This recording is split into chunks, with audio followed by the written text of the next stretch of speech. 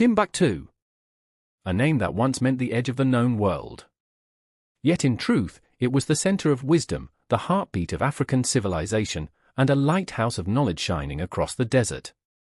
Long before skyscrapers, long before modern universities, long before global libraries, Africa was already writing, teaching, and thinking, and Timbuktu stood at the heart of it all.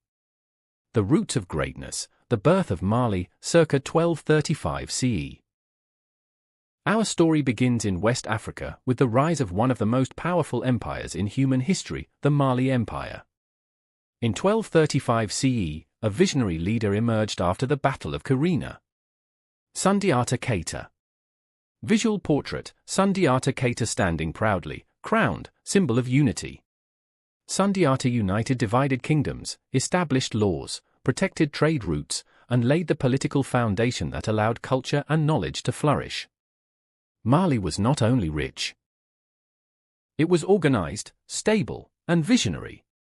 The birth of Timbuktu, circa 1100 CE. Even before Mali reached its peak, around 1100 CE, Tuareg nomads founded a small settlement near the Niger River. They called it Timbuktu. What started as a resting point for camel caravans soon transformed into a powerful city, perfectly positioned between North Africa and Sub-Saharan Africa. Gold flowed from the south. Salt crossed the Sahara from the north.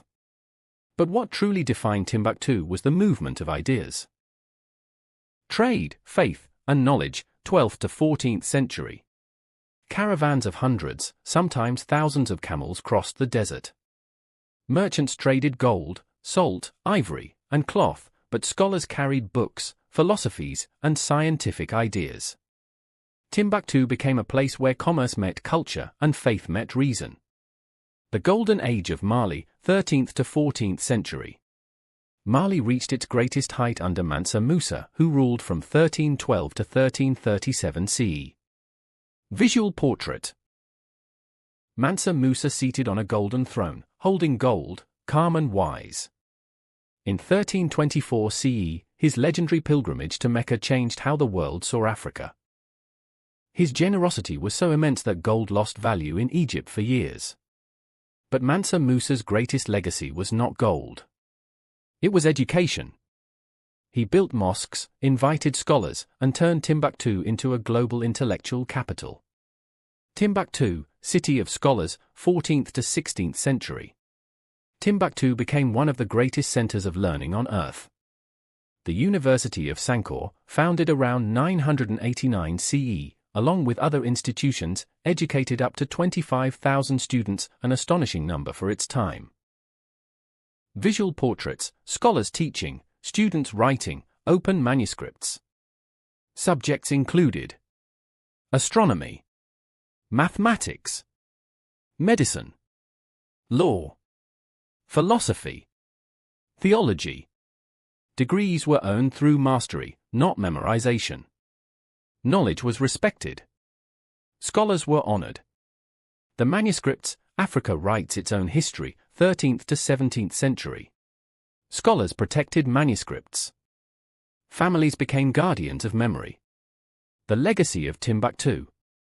Timbuktu is not a myth. It is not a lost legend.